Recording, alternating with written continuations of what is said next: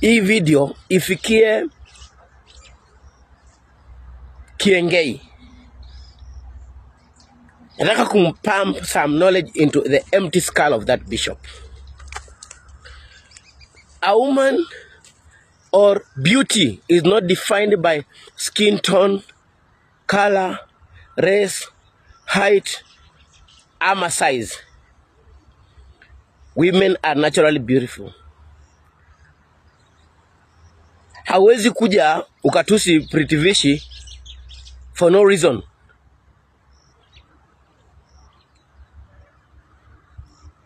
Tabia zako na mwenendo wako usiblame watu, jiblame wewe na wenye wanafadhili hizo tabia zako.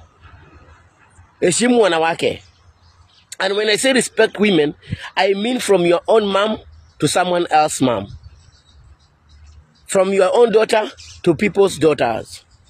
You are not special at any given point than any other human being.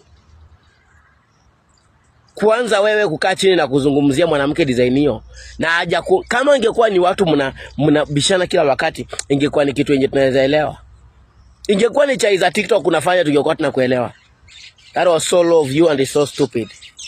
Fanya hivi, nichukue unifunge jela miaka 50 ama 100. But women should be respected.